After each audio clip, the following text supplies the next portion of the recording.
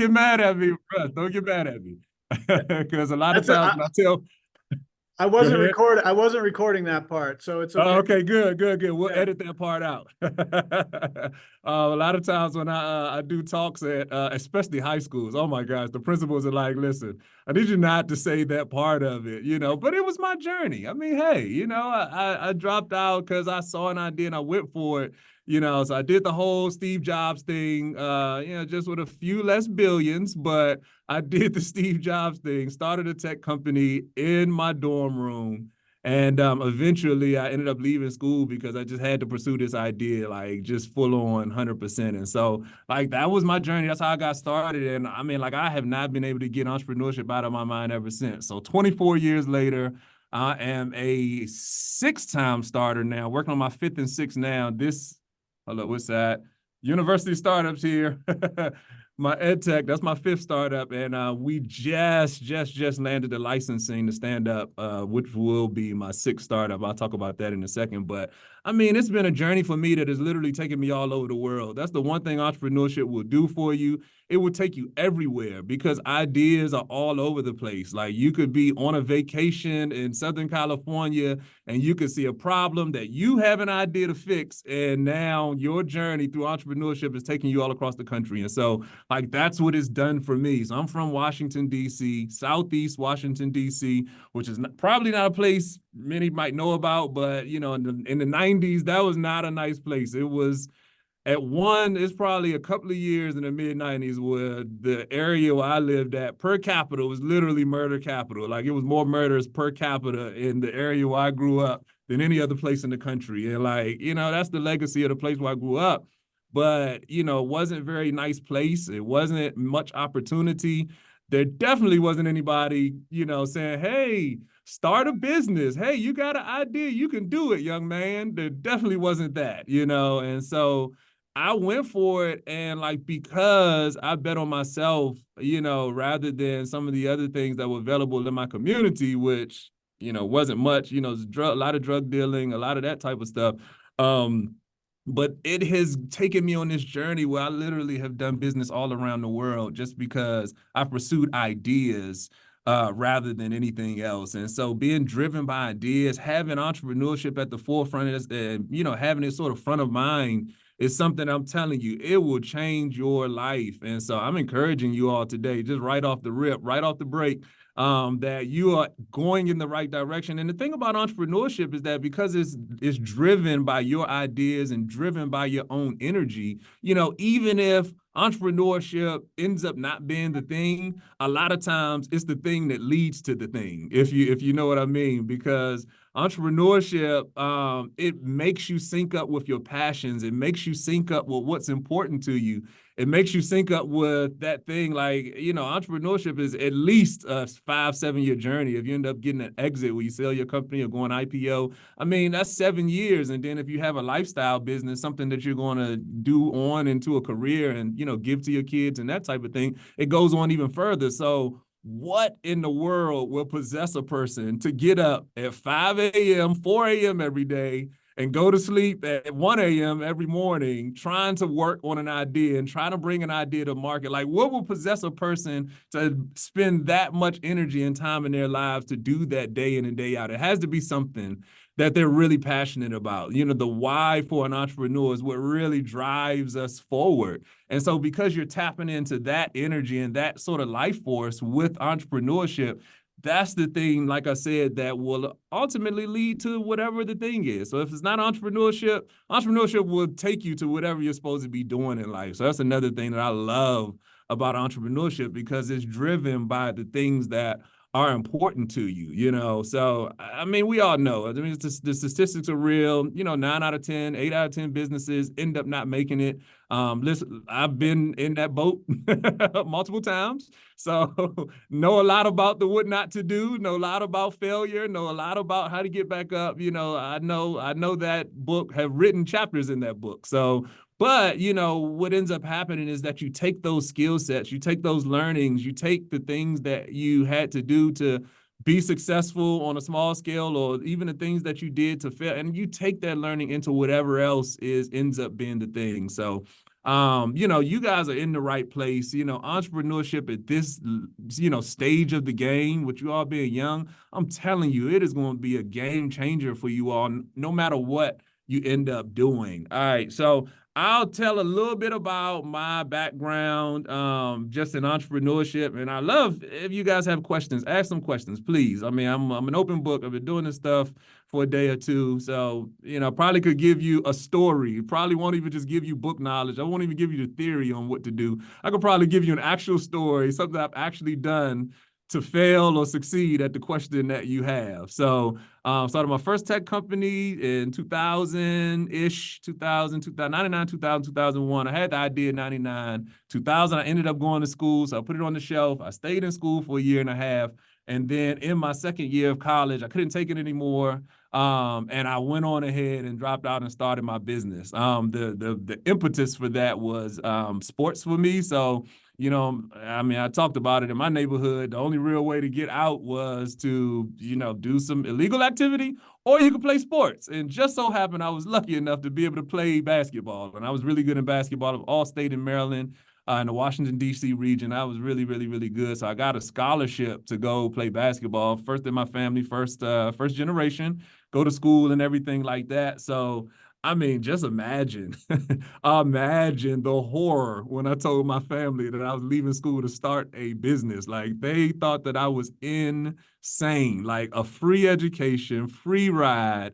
Like, what are you doing? And so, that is a whole nother piece of the story we'll talk about in a little while, the support system to start a business. But, I had to do it. And so, what happened is in my second year of school, I'm like, all-American in college, playing ball, everything's going well. And I ended up breaking my ankle, and it put me out for a whole semester playing basketball.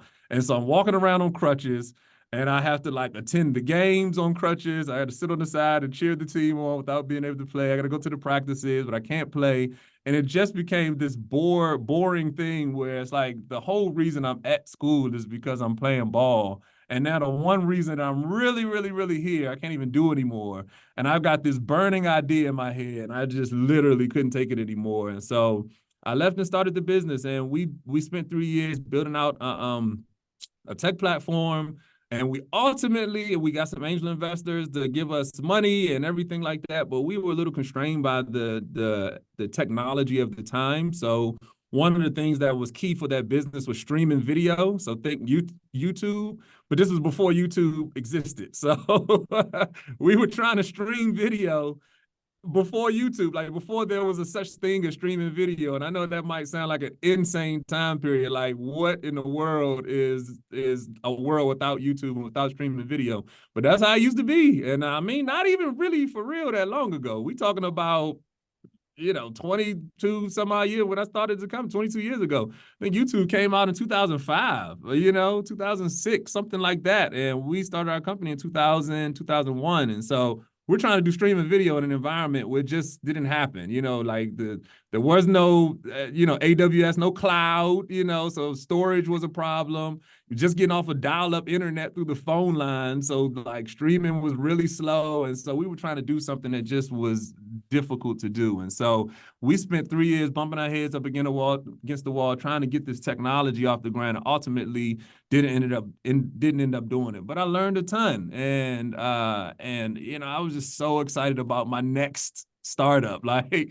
Failing at that startup just made me want to do it more. I guess I just couldn't get enough of the headache and the pain that it caused me to start this business. And it's tough. So if you think about it, we raised money, we had investors, we had people that were vested in this idea that we just couldn't get off the ground. And it is a really tough conversation to go back to somebody who's giving you money for something and say, hey, it's not going to work out. And I don't think we're going to be able to figure this out. And we do have some clients, but we're not able to service them properly because we just couldn't, 100% get the technology off of the ground. And so that's a tough conversation that companies have to do all the time. Again, 8 out of 10 businesses don't make it. Most of them aren't venture backed. So don't feel like, oh my gosh, I'm going to have this conversation one day. Not necessarily. Like, most companies aren't venture back. They're companies that you can bring to market. They're small businesses. And don't get small businesses twisted, because small businesses is like anything under 15 million. So you're like, you can be a small business that's doing $5-6 million in revenue all day. And so you can build those kind of businesses right out of your dorm room. You can build them right out in your neighborhood. You can have a regional, sort of pool, where people are really, really, really excited about your project, your product all around where you live at. You can easily do $2-3 million in business. So like, don't feel like you gotta be the high growth, Facebook style business. You don't have to do that. And I've owned both. And there's value in going both tracks, whether you're venture back. So university startups, keep getting confused on this thing. This one, we're venture back. And, we started this company 2.5 years ago, 3 years ago. Again, it's my fifth startup. And we just raised $1.5 million on our seed round last year in 2023. And so we raised at a $15 million valuation. We'll raise again at the end of this year at a $50 million valuation. So that's a high growth business that we're building here. We want to sell in 4 years at $1 billion. Like, that's our exit strategy. That's this company. My last company that I started in 2011, and I ran it for 10 years to 2021, right up until I started this company, was a strategy management company, small business. We probably did, I don't know, a little over $1 million, $1.3 million in revenue every year. And it was a small shop, boutique, sort of firm. And I ran that for 10 years. We had a couple of employees, great office, and we were just kind of rocking all around the country doing strategy management for small businesses. So I've had both kind of businesses, and both add a lot of value. Of course, the smaller businesses are the ones that you'll run a little bit longer, the business that is personal to you, something that you're doing, where you're actually bringing value to the market on a day in and day out basis, and you're going to run it for a long period of time. Like that, those are your small businesses. Anybody can do that. If you have an idea and you see a gap in your neighborhood or a gap in your community, like that's what those inspiration for those ideas come about, or something that you just really, really, really, really like, like t-shirt designs and, hair products and just all these different kind of businesses that can come out of seeing a gap in the market in the area where you live. And starting a small business has been really successful at that, so I've done it both ways. The high growth stuff is what everybody gets so excited about. Like, you see on TV, all these businesses that sold for $1 billion and all these IPOs, and everybody gets in the Forbes magazine and everything for these high growth businesses. But for real, that's like 2% of the businesses. Like, most of the businesses in the United States and really in the world are small businesses that are started by regular folks like me and you, like, I mean, Elon Musk, however you feel about him, and Steve Jobs and Bill Gates, like those are the 1% of the 1% that are, building category defining technologies, so don't feel like, I'm not doing something important if I'm not building, SpaceX, if I'm not building Microsoft. Like, no, the work that you all are doing, or many small businesses are doing, and I'm not saying nobody here has a high growth, it would be super interesting if somebody in this room is building the next SpaceX, and that's awesome, but there's a lot of value in people who are building a small business, because guess what? When a local governor or a local mayor says, hey, we need to boost our economy locally, they're not calling, Elon Musk, to get jobs from SpaceX in their neighborhood. They're calling on the folks that live there, to say, hey, we want to support small businesses in our region. We want to put more money into supporting small businesses to grow. And because, somebody that starts a small business in their area, guess where they're going to hire their first 1 or 2 employees once they start growing their business? They're going to hire their friend. They're going to hire somebody in that neighborhood. And now that family has a means to feed their family. And then when they hire that second employee, now they're supporting with that small business with an idea that you had. Now you're supporting another family, so if you're a small business and you ultimately end up with 4 employees, a nice office with a dartboard that you guys throw darts at every morning and have coffee, that is a great business. And that is something that, entrepreneurs need to be really proud of. I just hate the myth that, if it's not, you're not starting this billion-dollar company, you're not doing something important. I would argue that the person that's starting a small business in their region is actually doing more important work, because at a regional level, they're the ones that are going to hire the people and get the economy continuing to grow in the places where they live and work and play and eat and all of that good stuff. So, I've done it both ways, and I'm just one of those people that I really like to support people starting any kind of business that they want to start.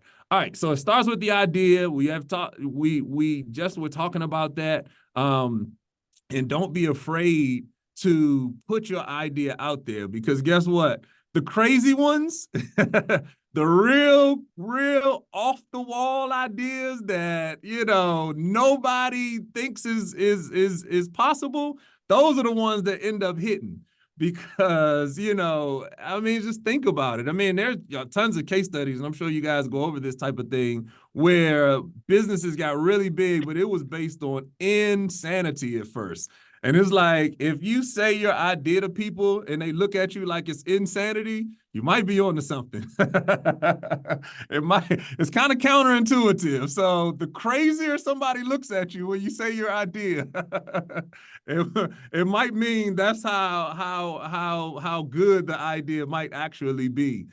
Because money follows disruption, and like if you guys are thinking about things in a way that other people aren't, like that's the stuff that makes you a really, really, really good entrepreneur and everything. All right, so my first business was a tech company. My second business, I did investment consulting in Atlanta. And this was circa 2005 to 2008. We had a really good run in Atlanta, but the financial crisis of 2008 kind of, made us stop that business. A lot of our investment consulting was based in real estate and, a lot of the things that were affected by the markets in 2008. I don't know if anybody remembers the 2008, market crash. You guys might have been kids when it happened, but whew, it was a crazy time. It was a crazy time. And a lot of businesses were going out of business. The thing about us is that, me and my business partner, we were like, hey man, we've had a really good run here in Atlanta. In the South, we had clients in the Southeast. So Atlanta, I mean, Georgia, Florida, Tennessee, like that whole sort of Southeast area was where our client, base kind of really was. And we had a good run. And so we just kind of shook hands and said, all right, we see the signs coming. It don't look so good. We're going to go ahead and shake hands and bow out. So we high-fived and bowed out. And, I think we had a really good run for that, my second company. I think we would have been able to really grow that business had the market not have bottomed out, like right in the middle of us trying to grow it. And then in 2011, I did some government work after that, doing some training and, just taking my skills that I learned in entrepreneurship, learning how to sell, learning how to do all of these different things around the country. Once I was ready to kind of, go into a job posture, I'm ready, and it's not because I had a degree, because I didn't. Remember, the first part of the story is that I left college and I didn't go back. And quiet as it's kept between you guys and me, I still haven't gone back. My wife keeps telling me to go back and finish my degree. I got all these credits that are just kind of sitting there, and why? I just, for what? I keep saying that one day I'm gonna be like Oprah, one of them, going to get a bunch of honorary degrees. So when I make my first billion, maybe you can invite me back, Russ, and we could talk about an honorary honorary degree. I can check that off my list, my list of things to do. But the government, when I ended up working in the government as a coordinator, and they asked about, okay, so we got this coordinator position. I mean, I had relationships. I knew somebody that was working in the mayor's office. And they was like, we got this coordinator. And like, what have you been doing? And I just talked about all of the work I had been doing around the country. And they gave me a government job. I didn't have any government experience. I didn't have, but because entrepreneurship is one of those things where you just learn so much different stuff about different stuff. You learn different stuff about different stuff, I mean, just from all around the country and everything like that.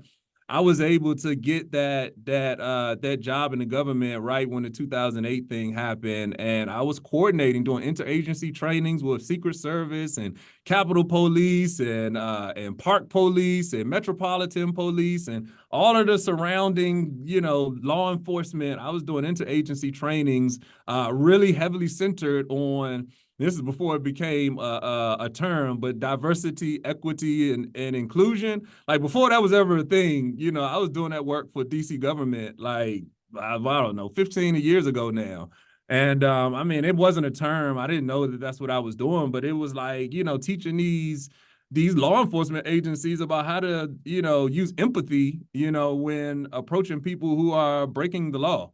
And like we did a lot of that kind of work, and that the center of it was from me working in all these different communities in Atlanta and Florida and Tennessee and my work in DC. Like I'm telling you, entrepreneurship has been the driving force for everything. And so take that experience into 2011, started my third company, which was a strategy management company. And we did business strategy for companies under 3 million, small businesses under 3 million. That was my third company.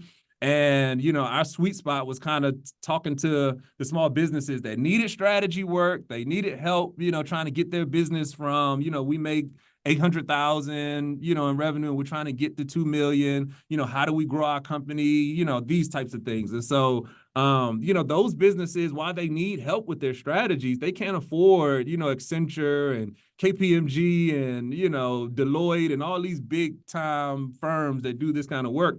They can't they can't afford those kind of companies. And so we had a nice little sweet spot, getting business from all of those small businesses who will say, yeah, I can't afford, $50,000 a month, but I could afford, $3,000 a month, type of thing. And so we had a bunch of clients. So we did that literally from 2011 to 2021, had a really good run with that business. And then in 2021, I started my current business, which is my nonprofit. And the reason for that is because I got a lot of learnings over those 10 years about how strategy can be applied to community to solve some of the problems that we see in and around not just our country, but in the world, and if you apply a business model, so the things that we're talking about around entrepreneurship and innovation, if you apply that to a social need, now it becomes sustainable.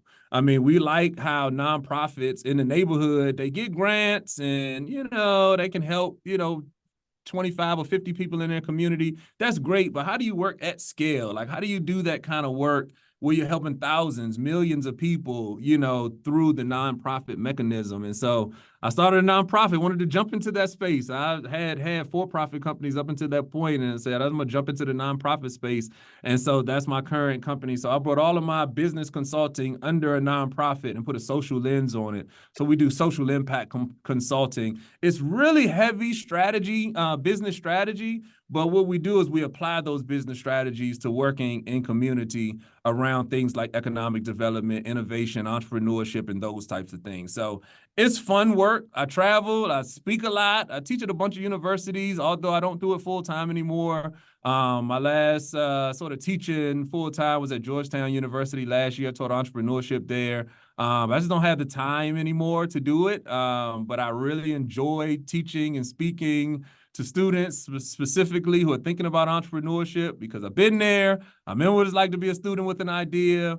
And then back in the day, they didn't have these types of things where it was like somebody could get on Zoom and say, "Hey guys, you can do it. You can make it. Go start that idea. Go start that business. Go ahead. You're gonna make it." Like it was nothing like that back then. When I told everybody I was starting a business, they thought I was insane. And they told me this to my face. It's like, sign death threats. You know what I'm saying?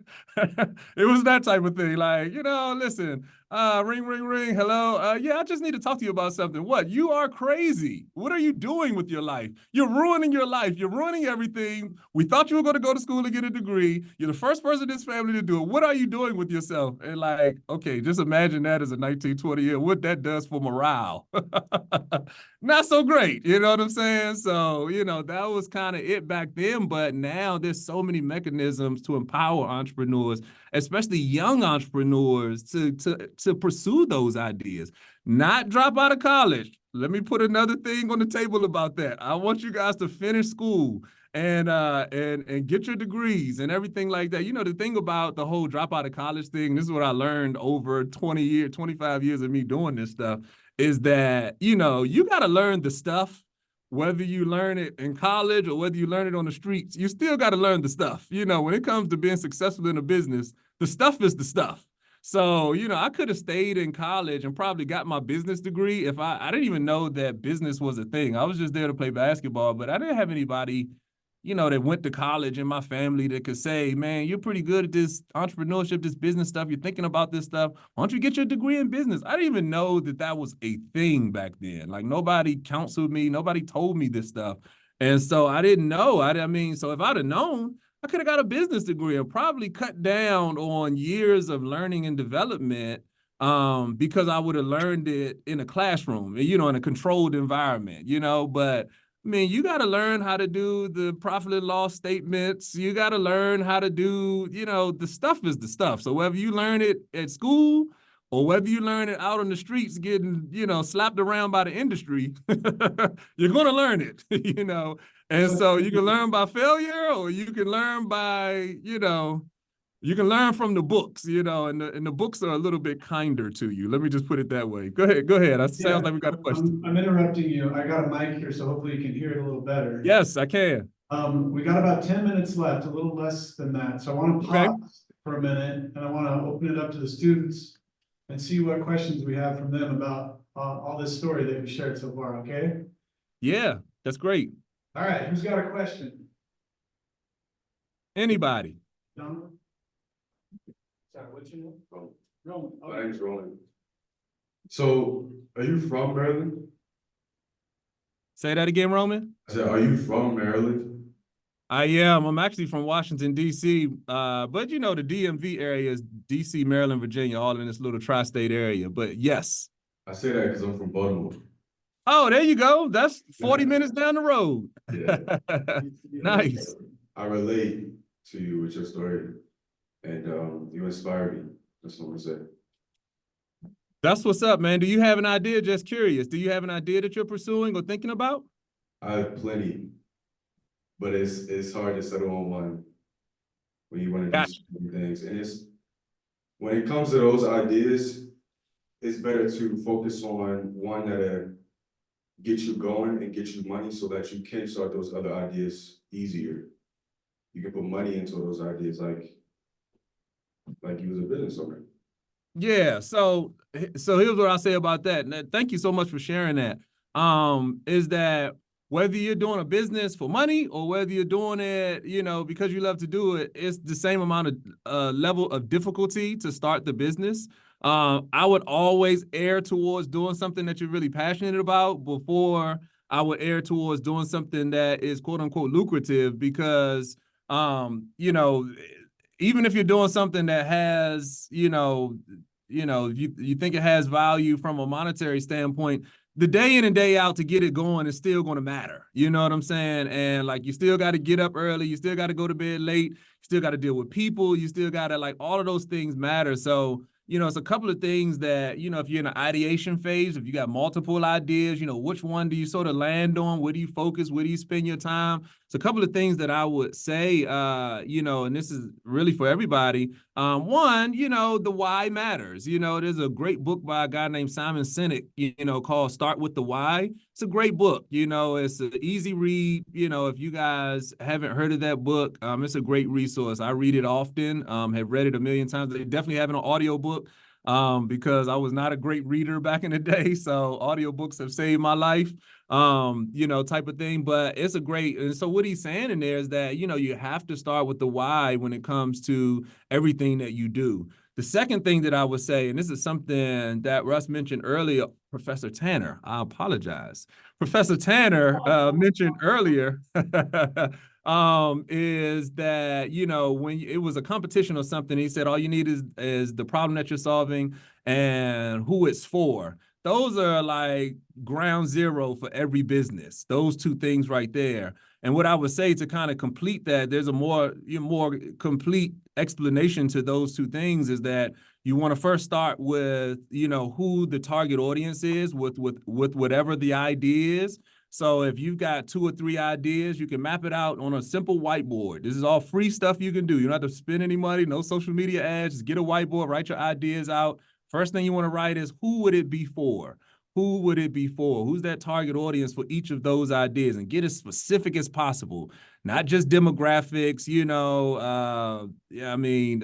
whatever, women between the ages of this and this, da, da, da, da, da. Not just demographics, who live in this zip code and make this amount of money, but the why behind it, what we talked about. Why would they need this product or service? That's the first thing. And then secondly, what problem are you solving? I'm gonna add a little wrinkle here. This is the big learning for them. So when you think about who is for and the problem that you're solving, it's not just what problem are you solving, it's what problem are you solving for the target audience that you've identified. Because if you just try to solve problems without connecting it to the target audience, you will lose quickly. Like, I've seen a bunch of businesses over the years that are just solving problems, but they're not solving problems that are connected to a specific target audience. So it's not just what problems are you solving, it's what problem are you solving for this specific target audience. So do those two things, put ideas on a whiteboard and then map those two things out on, with each of your ideas, just those two things. And you'll get a chance to see probably a little bit more clearly which direction you want to go, which thing that you want to focus on. So it's about providing value. It's about providing value. It is value-based. Everything when it comes to successful entrepreneurship is value-based. If you base it on anything else, it's not sustainable. Even if you have a short run, basing it on money, basing it on features, basing it on anything that you want to fill the blank in, you'll get a bump on your revenue, but it's not something that'll be sustainable. A value-based business is why somebody would drive across town and pass, 30 other providers to come buy your stuff. That's a value-based business. Great insight. Great insight, Roman. Yeah. Thanks, Roman. Sorry for calling you the wrong name. And I'm not a professor, just so you know. Oh, okay. I don't have a PhD or anything, so you don't have to call me that. I got you. Yeah, thank you for that question. What other questions? Yeah, great question. Great question. Any other questions? They're blown away. If not, I can keep going. How much more time do we have? We have about 3-4 minutes at this point, I think. I've got a question for you, Tremain. Shoot. Your current nonprofit, social impact consulting, who's that for? Who are your customers? How do you find those people?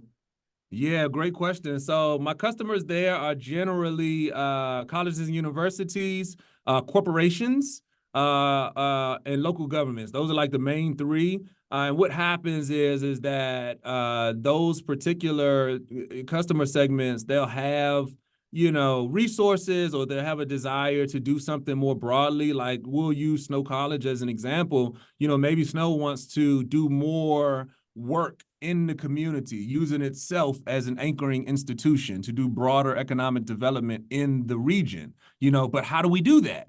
That's where they would bring somebody like me in to work out the strategy of how you pull together the stakeholders regionally to do work to accomplish whatever goal wants to be accomplished.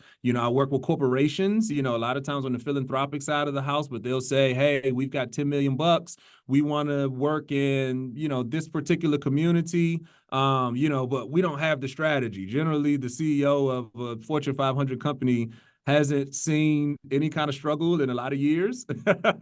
So there's generally a disconnect between the source of the capital on the corporation side and the social impact or the social good that they want to have on the ground. And a lot of time they need some strategy around how to deploy those dollars more equitably and in a way that gives them a return on investment. So that's the core of the work that we do. Great question. And that's one side of the house for me. Yeah, thanks, Tremain. I think we got time for one more question. One more question. Somebody bring us home. All right, here we go. There we go. Way to be brave. So based off your nonprofit, how do you make money out of that? Like, how can you have a living when you're running a nonprofit business? Yeah, that's a great question. So, you know, I guess a misnomer is that nonprofit means nonprofit, but that's not necessarily the case. Nonprofits make money just like regular companies do. It's just that they're not taxed. That's the only difference. So we do consulting, and I mean, it's literally consulting work. So somebody will retain us to build these strategies out. You know, we can also do things like go for grants. I personally don't like grants because there's tons of like stipulations that come with how you have to spend that money. So you got to be real big on the reporting and all of that type of stuff. So I kind of go away from grants, but you know, the core business is the consulting itself. So, you know, we do tons of social impact consulting. So that really is consulting that's tied to some sort of social mission. You know, we want to, you know, help, you know, these people in this particular community. We want to build jobs. We want to build economy, you know, those types of things. And they pay a lot, you know, especially our clients, you know, which is corporations, local governments, and colleges and universities. They pay a lot for these kind of strategies because it helps them in the environments where they do make their money. Yeah, good question. So you get paid by these customers, and then do you pay yourself a salary out of that? Do you pay yourself like by the job? How do you pay yourself?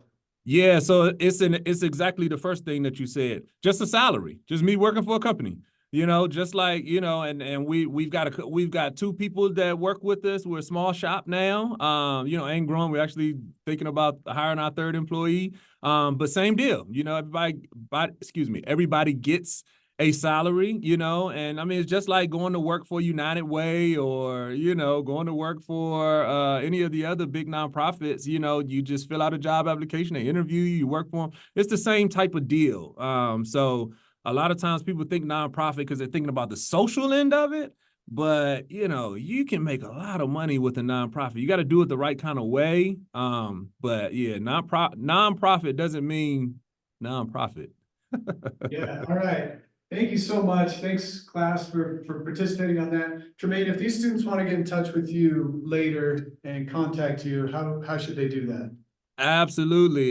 So they can just either email me, which is tdavis@thinkpgc.org. And I'm sure you can give them that information, Russ. But I keep in Yeah. contact with students that I've taught, you know, 8 years ago that are now working in the White House and all these. They'll call me and say, Professor Davis, guess what I'm doing now? You got any insights? So I'm very accessible. I love engaging with students, and anything I can do to help support you all in your journey, just let me know. Here for you. Great. Thank you so much. We'd love spending this time with you. Thank you. Absolutely. Bye, guys. Have a great day. Yeah, thank you so much. Had a great time. All right, we'll be in touch. Thanks so much, Tremain. Sounds good. Thanks.